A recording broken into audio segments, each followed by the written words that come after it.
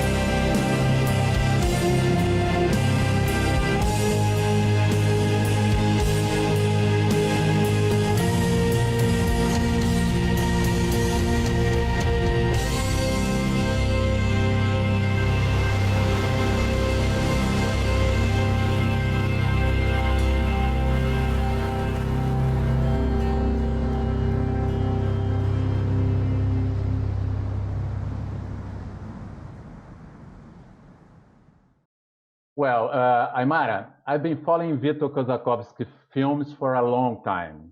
Epic movies like Antipodas and also Aquarela, films with a strong artistic signature. Aquarela followed, for instance, natural events around the world. No narration, no dialogues, no explanation. From a production point of view, it seems to be very unpredictable. How do you pitch a film like Aquarela?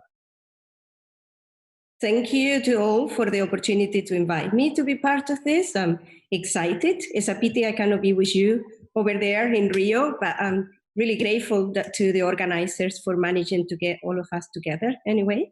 I would say Aquarela is a project that we actually initiated in Glasgow in the company where I work, Aconite Productions.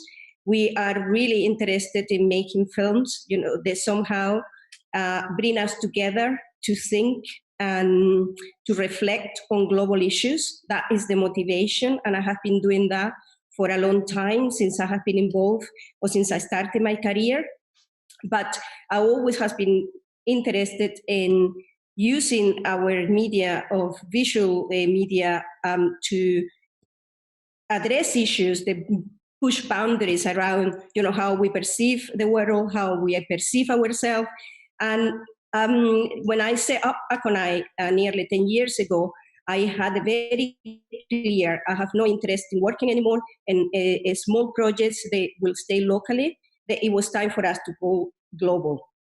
And Aquarela became our flagship project. It took me more than 5, nearly 6 years really to get it together. And from the concept of we want to make a film about water, and we knew it needed to be global, as is the subject of this forum here today.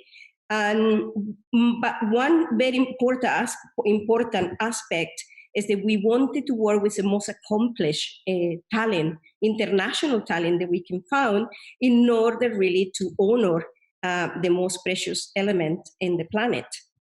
And I was privileged to meet Victor Kosakowski at one of the international events. I travel regularly to all the international events, really to find the co-production partners, the potential financing partners. And so I just spoke to Victor, and I just happened to speak to him at the right time. We go on well. And he at the beginning say, no, I don't really want to make a film about water. I'm not really sure. And then because he's known as the Rembrandt of documentary, we call him the Rembrandt of documentaries because of his high creative abilities and the way he made his films. So I just say to him, forget about water. As you are known as the Rembrandt of documentary, then let's use the screen as a canvas, and we'll use light, and we use colors and water to paint, and let's call it Aquarela. And this is something that came off the cuff. I just have no intention at the beginning of making Aquarela, but by suggesting that, immediately it triggered the imagination, and it triggered the inspiration that I was hoping from a director of Victor's caliber. So that is how the journey started. And I was naive enough to think, oh, well, I go Aquarela, I go water, Aquarela, and I go Victor, who is so well established, and it will be easier, to get our financing together. But it was not like that. So it wasn't. Obviously, you're right. There is no narration. It is a film that it actually breaks boundaries in terms of how we use cinematographic language and way we communicate to audiences. And I was very aware, okay, if I have seen Vivan las Antípodas, that I totally fell in love with Vivan las Antípodas. And I saw, okay, so we are going to do something. I have to find a way to best serve the creative energy of such a person like Victor. And I think that was my job. Perhaps because I'm Venezuelan, and that I have to mention that because I think possibly a European producer would have struggled a little bit to follow what we were about to do. But obviously, I come to Europe to get the best that we learn in Europe. We learn the knowledge, we learned, how to go about business. There is a lot, of the history of this part of the world we have to learn. But somehow, perhaps from my background, what you bring is your instinct, your connection to the elements, to want to do things in the way that you feel is the right way to do things. There is more of a free spirit. I always call it like that, and I think it's a cliche to call it. But we think we bring that, and that is the connection that I have with the director. So, okay, so I can get you. I can feel, what is it you want to do. So from there, it was a case of, how to hold that energy, number one, to keep the connection with Victor, and then to find the right partners that will connect with that energy, they will connect with the intention, and they will feel as inspired as I was of meeting such a director that we can serve the best way we could, to make such a film happen. So I was lucky that being here in Scotland, my local film fund is very generous. I have been successful in getting every single fund that we apply for here in Scotland, we get funding for.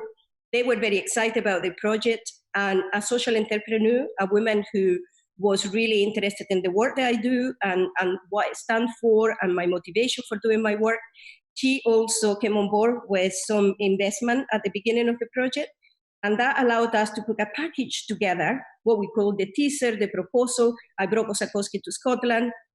We work in a teaser and test the ideas, because Victor was very clear from the start. He said, I would like a couple of things. One is that he wanted to film a high frame rate, which is a new way of us consuming cinema, or experience cinema, better to say. And that was very challenging. I could talk forever about the challenge of working a high frame rate, especially when you are traveling around the world with nearly 1,000 kilos of equipment in incredible extreme locations. And then, he said also that he wanted to have water in every single shot, but not one single drop of water in his lens. So we were testing these ideas. And, when you want something, you kind of are almost like naive. You go like, okay, let's try it. Okay, let's do it. You're very enthusiastic. So, and that's what you follow. And in a way, through that enthusiasm and the partnership with the director and the funding that we got locally, we managed to take the project to the market. We was CPH in Denmark. And there we found our partners, co-production partners in Germany and Denmark. And we also got a partner in America, which is L'Ouverture Films. And that brought us, like a right solid team. I was really excited when we managed to we won the best pitch in CPH. Obviously, that gave us the attention from all the right different players to say, okay, this is a project that we need to listen, that we need to pay attention to, with Kosakowski involved, obviously. So we started to build the team and the financing slowly in order to reach the target. We were looking for 2 million euros, at the minimum, because I knew in order to do such a global film, you need to think ambitiously, and you need to find the best players, they can back you up. And something I learned very quickly, and I share it. I'm sorry, I know I could talk forever about this, so you need to stop me when you feel time to move to something else. But I learned through the process, for me, was crucial, and it's part of the work you do, always connecting with the people who tune in with the project, who gets you, who get intention, and not to pay too much attention to the ones that don't. Because people don't have to necessarily connect you with what you do. You hear people, oh my God, this never happened. Oh, Victor Kosakowski, oh, he's crazy. No, so, and you just don't tune in with that. You just tune in with those where you feel, okay, you get me. We can work something out. And together, you can do an amazing film like that without the collaboration of partners who come with a very clear intention of why they are there and want to be part of it. So the financing was done step by step. I could continue if you want me to complete the cycle. But eventually, we managed to get all the financing partners in the UK, all the financing partners in Germany, in Europe, in America, and participant media closed the financing, which was amazing for us, without, obviously, that combination of partners. And then, putting the ice on the top of the iceberg of the cake, then certainly we wouldn't have been able to do it. But it took us, 5 years altogether, 3 years to finance it, 2 years to make it, and then the launch, 6 years for a project like that to happen. But it's a great project. So the final budget, it was 1 million euros. That's it? 2 million euros. 2? Yes. Amazing. 2 million. We see the money in the film, which is good.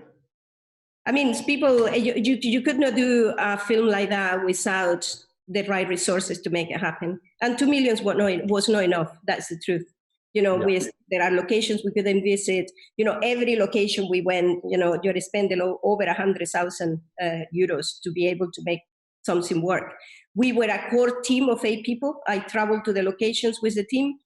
But in every location, there were up to 10, sometimes 20 people helping you to be able to achieve things, and working in extreme conditions with highly specialized technology and with an amazing team who they knew what they were doing. We were shooting a 96, as I say, 1,000 kilos of equipment. So it was challenging, to say the least, but very exciting. So I was ready, to do anything to make it work. And I'm very proud of the team and what we went through together to make it work, from every single financing person involved, from every person who connected with us, from the creative team that worked with Kosakowski.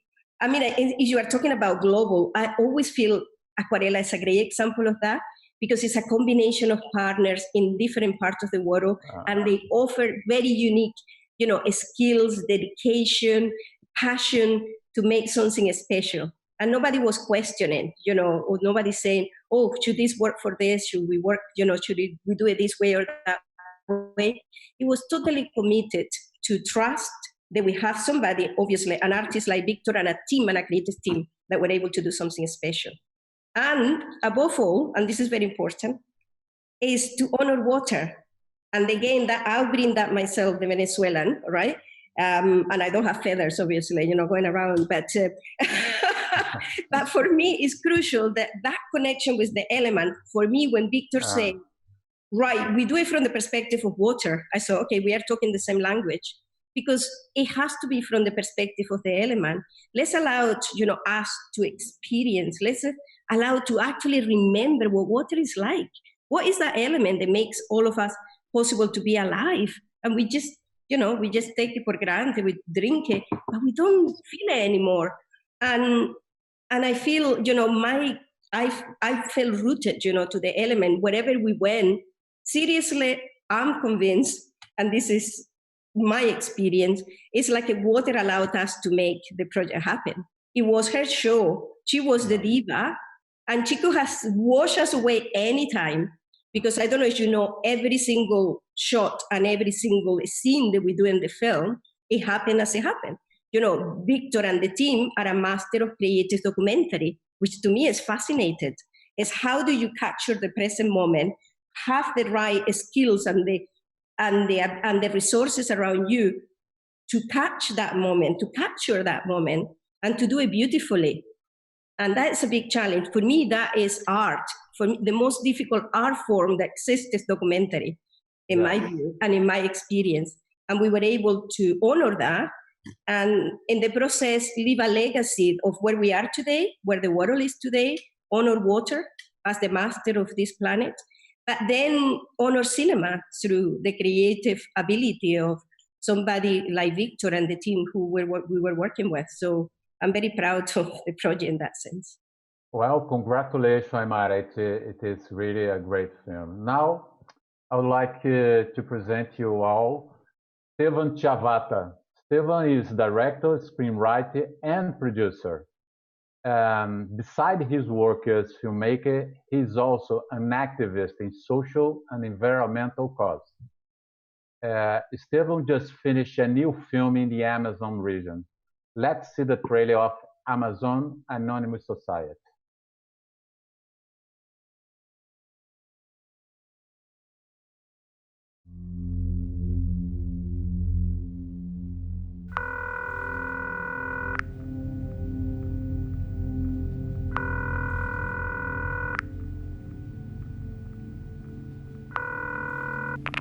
Fala, gente boa. Alô? Qual que é o tamanho daquela fazenda ali de céu azul? Ali? 760 aqui. Qual que é o valor dela? 20 milhões. Tá joia. Eu tô mexendo no negócio aqui.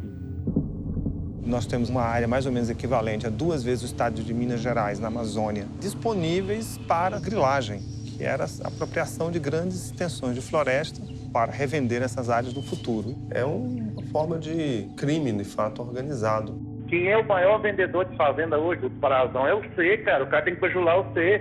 Então, a especulação fundiária é o primeiro motivo que move essa questão do desmatamento aqui. Pagava quanto aqui? Você pagava 3 mil pra mim que corto e... Quanto você? 1.600.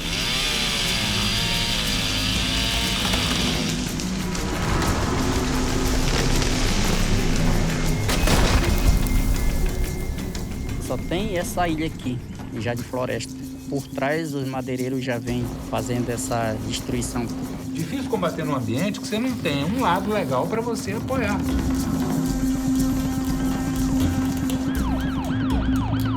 De fato, a sociedade vive do crime ambiental. Isso aqui tudo é cambaral. Essa aqui é a maçaranduba. E essa aqui ó, é o IP. É a nossa floresta que nós estamos cuidando. A gente vai cuidar da floresta. Lá é a última fronteira agrícola do Brasil. Então, volta lá hoje, deixa você pegar um mato, um pedaço de terra, você fica rico de novo.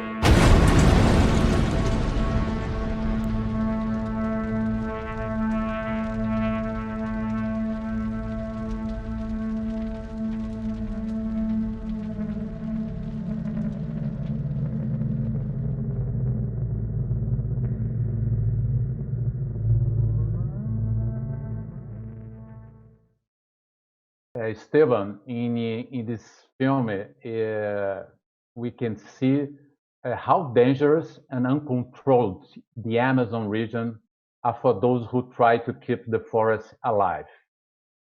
Did you take risk during the shooting or after? Yeah. During and after, I mean, not exactly. I mean, the people who lives in Amazon, I live in Rio. I have part of my family there in Maranhão, but especially the people that lives in Amazon are in most danger, and that became one of the reasons for this film to exist. I mean, the film completely different from Aymara process. Mine was like a mission of impossible mission that I had to take part of it.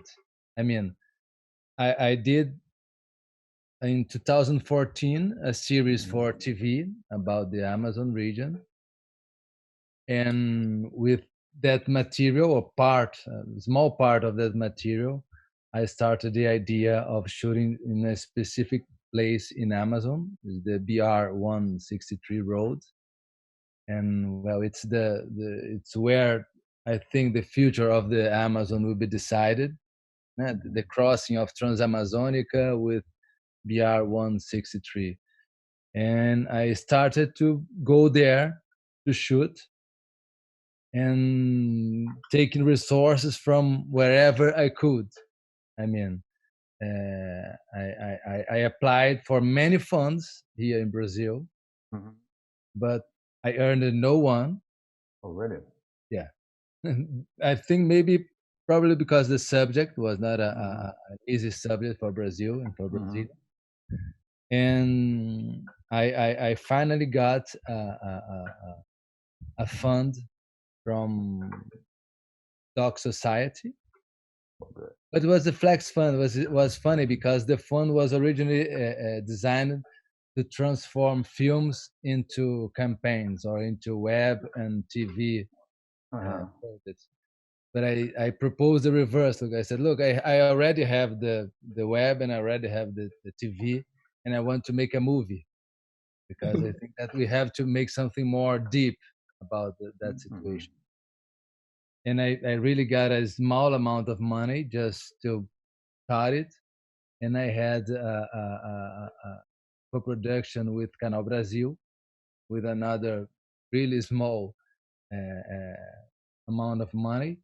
And then during my other projects that I was doing during the 5 years, when I was there shooting, for instance, another project that was in Amazon, I shoot 1 or 2 or 3 days or a week there, and a week there shooting.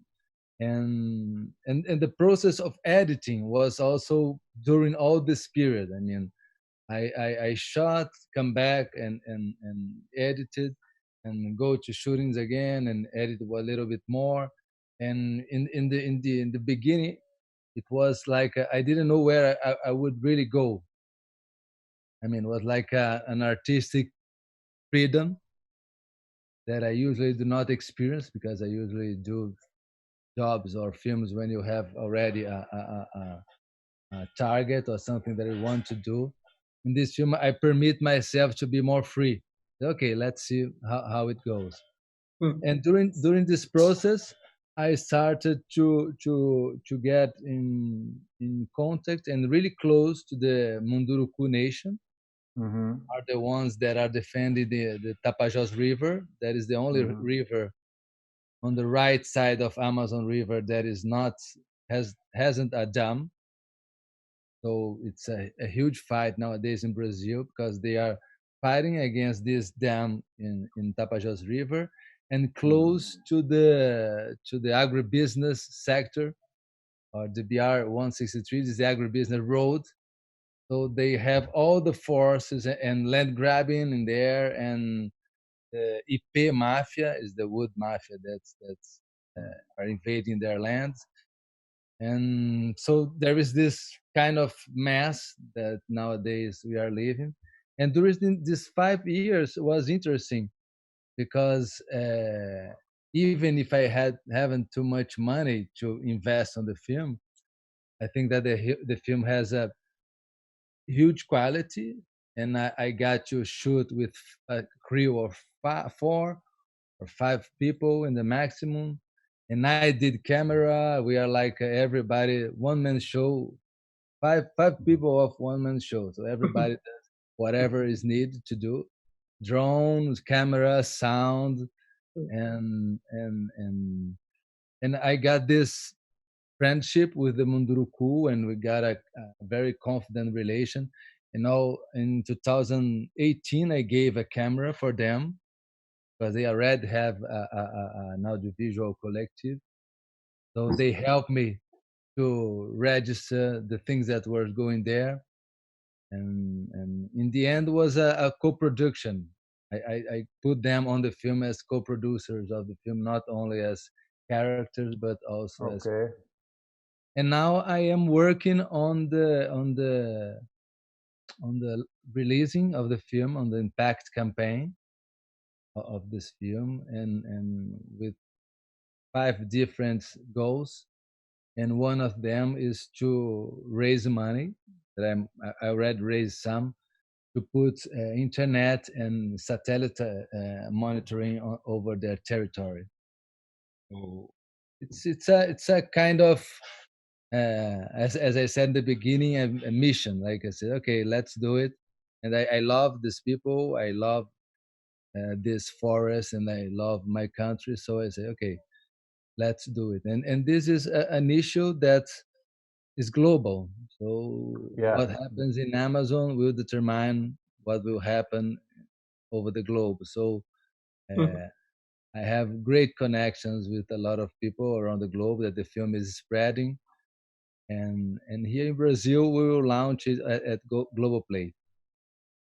Oh, perfect! It's I believe it will be a great film. Actually, I'm very curious to see it because I watch it in Globo, the series that you produce. But a film is a film, so I'm very curious to see how do you manage to put all this in a film. Although I understand that you go further in one subject, which is this region with this Mandacuru indigenous people. Amazing. It's interesting because the cinema is so technique. We have to work with we have to organize, we have to plan, we have to have a square thing about life and how much money you're going to spend, how much time you're going to spend there. But I learned a lot from the Amerindian perspective, and I think that our society needs to learn a lot from them also. So this mixing of techniques and spiritualism and the forest is something that I think that is present on the film also. All right, thank you, Steven. Now I'd like to introduce you guys Figs Jackman. Fig is head of global development at Spring Films. Spring Films is an Oscar-nominated Emmy BAFTA-winning company based in London. Among great projects that Fig is involved in the recent year, I believe Millennium is maybe the most global one and probably the longest journey of all those projects. Now let's see the trailer of Millennium. A new United Nations report warns the impacts of climate change are increasing and inevitable. A severe threat to America's health and economy. Right here, right now, is where we draw the line. Nearly 1 million species are at risk of extinction because of humans. The world is waking up, and change is coming whether you like it or not. 178 world leaders gathered in Rio today. Calling it the summit that will save the planet. If a man cheats the earth will cheat man.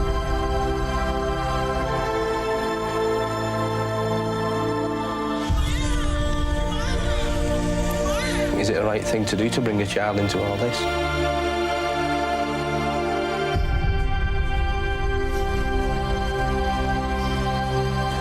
This is Brownie. He's a Duroc. That's what he loves the most. Hi, baby.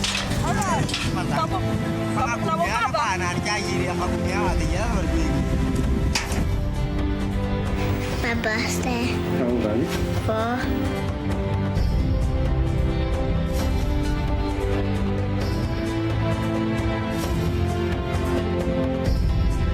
A friend doesn't have to be the proper color for you. It can be any as long as he's a true friend. படிச்சு doctor ஆகி மக்களுக்கு நான் உதவி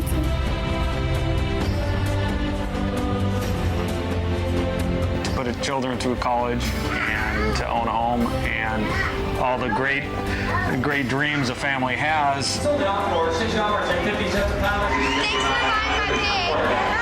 I would love to work with animals for a living, and so I think it would definitely be a good career for me. Minha mãe dorme aqui, Nandi aqui e Raimundo e o Paradastro lá.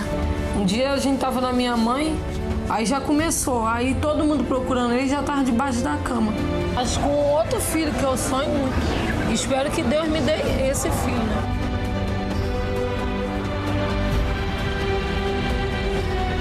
你认为变得就有很多钱是不是很重要的事情？不是。那什么是最重要的呢？身体健康咯。好。身体健康呢的人呢，健健康康才赚到钱。So beautiful, so beautiful。有个靠山，就觉得我特别，有了他们就特别想向前冲。发展中国家应该要决力做很努力的这样去发展，但是我觉得气候或者是环境这个污染是不可以忽视的。破坏大自然，就大自然会来消灭我。I don't desire riches or fame or anything. I just want to be happy.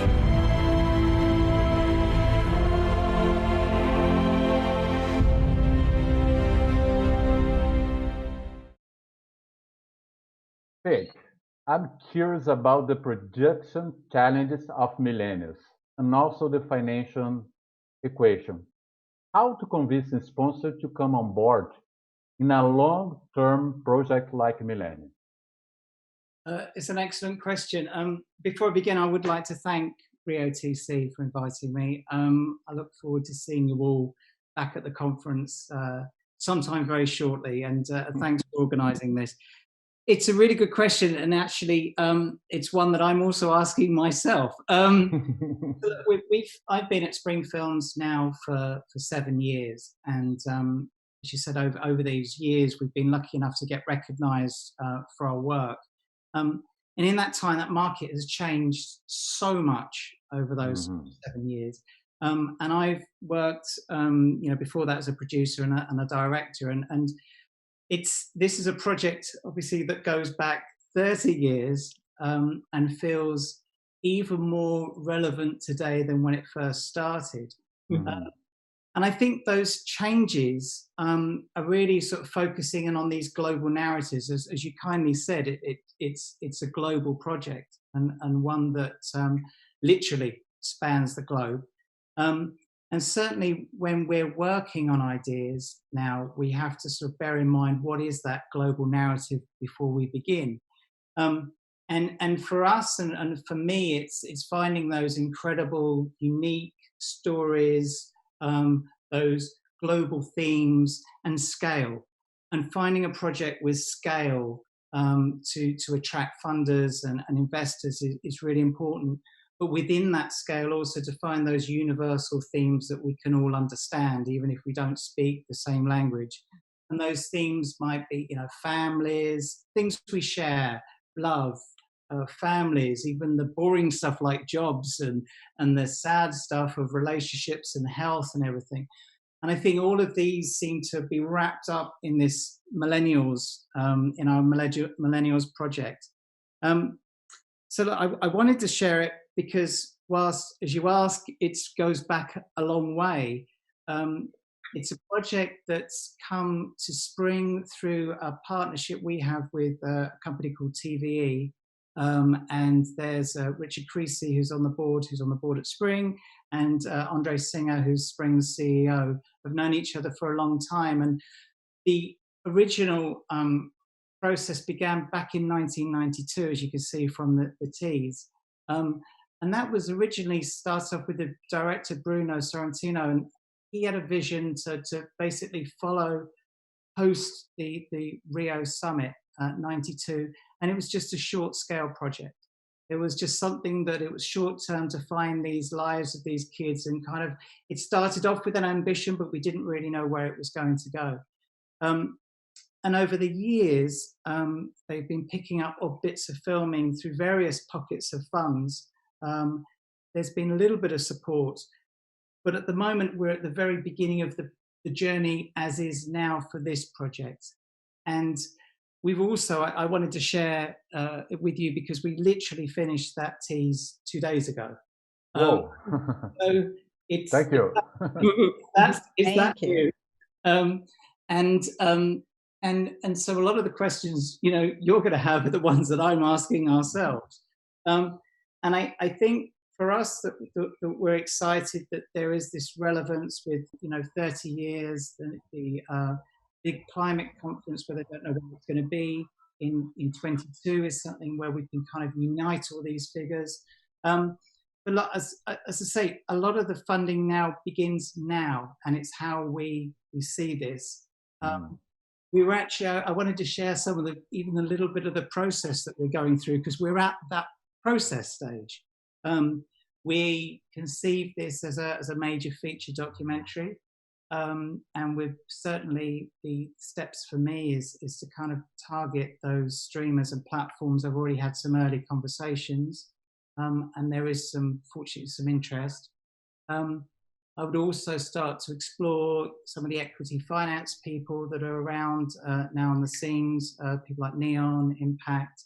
You talked about Participant, Amira, as well. That was someone that potentially we could speak to. It's the other part of the process is alongside the form of the feature doc is how can we do this potentially as a series. And certainly, I've got in mind of people like Facebook or Quibi. Can we make this work for them? So you're kind of at our stage, and this is almost like a development session for me. So thank you, thank you for allowing me to do this. But it's all in all, I think that we're incredibly excited, and it's a privilege to be at something so extraordinary. 30 years, these incredible kids, now adults, letting them into their lives, which has been obviously difficult for them. 10 countries, and I'm really personally excited about where this journey is going to take us, because we actually don't know, whilst narrative and being clear on the narrative with any of the networks and the streamers, I know there's going to be questions that are going to come up, but even we're at this stage where we're still finding out what's happened to all these people, and 30 years on. So I'm as intrigued as hopefully an audience is going to be. Well, thank you very much for having the patience and the determination to follow all this character during all these years. So congratulations. Now I have one question for everybody. So let's start with Aymara. Aymara, expert used to say that local subject film could be appreciated globally if it's developed as a universal narrative. what kind of detail should producer look after to achieve a global audience? So the question is, in terms of the narrative? Yes, in terms of the narrative, how to make your film more interesting globally than just for your region, your original region. I mean, I think my experience is that there is an audience for everything that you do, that you really want to produce, that you are committed to. I mean, I feel anything that you want to do, that you are committed and you feel passionate about it, you do it, and you will find an audience. And I think this is important to say, because there is no one way or right way to do anything. That's my life experience, right? I experience that there is the diversity that we have at the moment, the ability to connect in different ways and to use technology that allowed us to explore and be flexible about the way we tell stories, the way we connect with people to tell stories.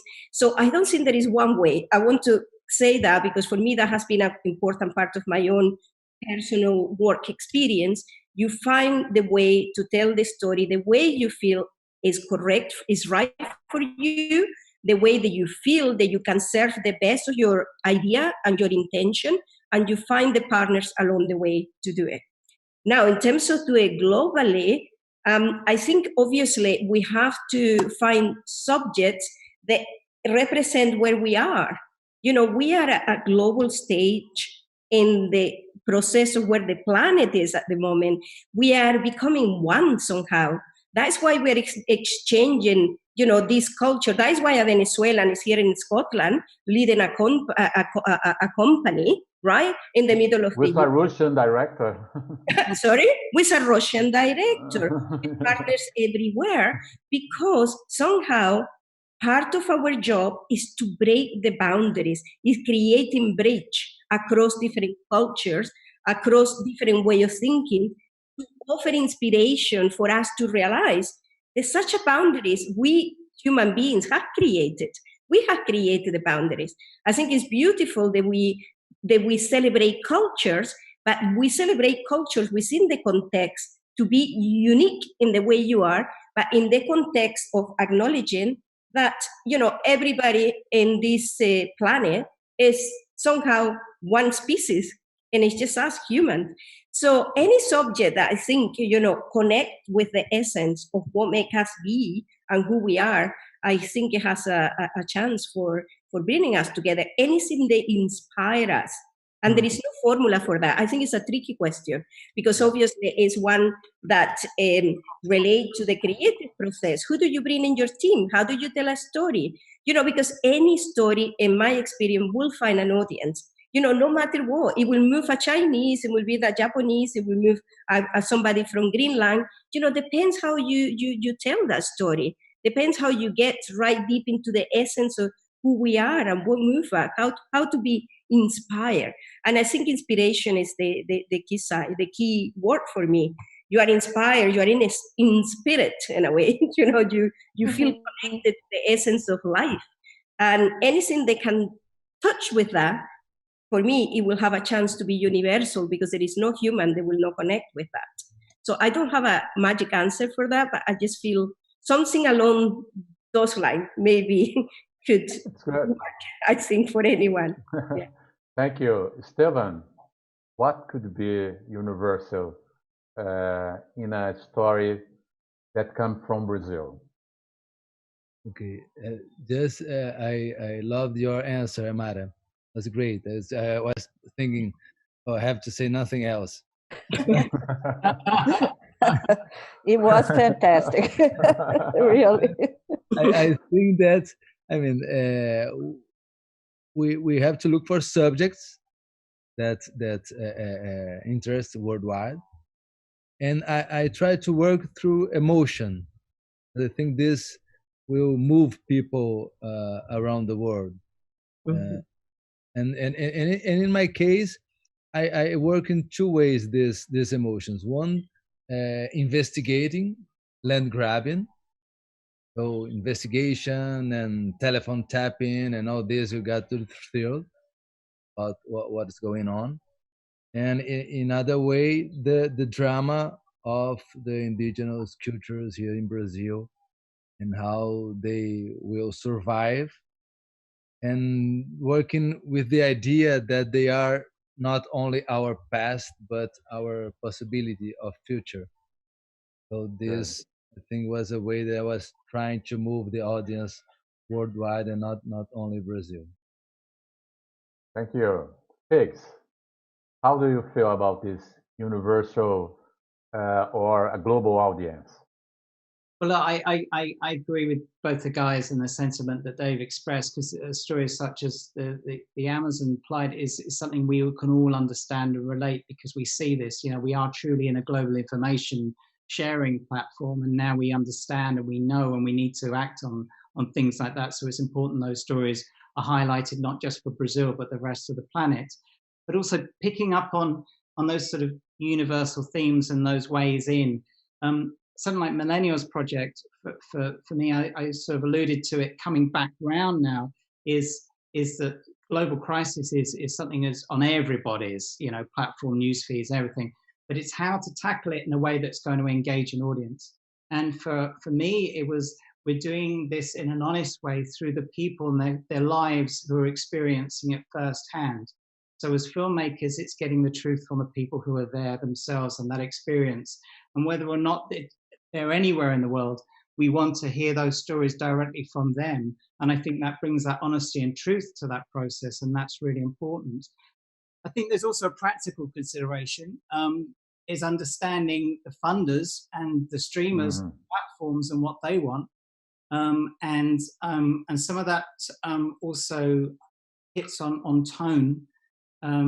Amira, you talked about inspiring, and I think a lot of the platforms, and particularly in the crisis that we currently face, the health crisis, is what are those stories as filmmakers we can make that are inspiring, that are positive, that really show the world in a better light, or something that actually gives us a bit more hope. And I think that totally that's going to be important for them.